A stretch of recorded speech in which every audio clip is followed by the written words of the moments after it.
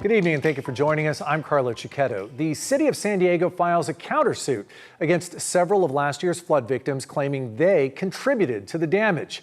The city is currently facing lawsuits for more than 1,500 flood victims and says this is a response to those claims. CBS 8's Steve Price joins us live from Southcrest with details on the countersuit and reaction. Steve.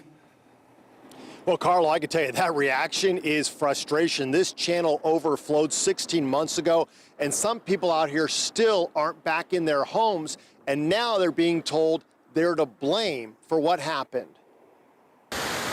When heavy rain overwhelmed the Chollas Creek flood channel in January of 2024, water and mud poured into homes, streets flooded, cars were pushed down the road. More than 1,500 victims sued the city for damages, saying it failed to maintain the creek bed. But now the city has filed a countersuit against 11 property owners, saying they contributed to the mess. I was shocked. I was upset. Attorney Evan Walker represents around 600 people suing the city, and 2 of his clients are named in the countersuit. The city is sending a message here, was that it's not about justice. It's about retaliation. It's about intimidation.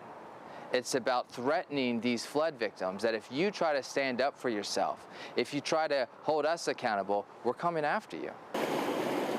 The city alleges some homeowners downstream contributed to what happened because they either didn't maintain or manipulated drainage on their properties, causing the backing up of storm waters and flooding upstream and on adjacent properties, including cross-complainants' properties and easements. So the city went from their defense being this is a 1,000-year storm. That's what caused it. And now the city's positioning some of these flood victims, they caused it. The city attorney's office sent CBS 8 a statement saying, in part, the city has filed cross complaints against 11 parties that either have maintenance responsibilities for drainage facilities on their properties or took action on their properties that might have diverted or increased stormwater runoff.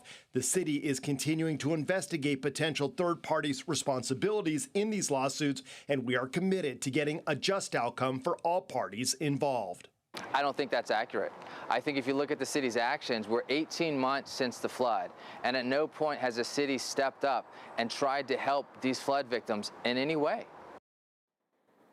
By the way, no trial date has been set yet. A judge is still trying to consolidate and focus all of these cases. At this point, they are hoping to have a trial date sometime by the end of summer. We'll send it back to you, Carlo. So much going on there, Steve. So what are both sides asking for in their lawsuits here? Well, the residents who had damage are asking for millions of dollars in compensation, Carlo, not only to fix their homes, but to help them recoup a lot of the costs they had to put out to try and get their places ready. As for the city, they are hoping if they win that some of those residents will be responsible for what happened and will help cover some of the costs as well. And they're hoping that those residents won't be able to sue them in the future. All right, we'll have to see how this goes forward in the court. Steve Price reporting for us. Thanks, Steve.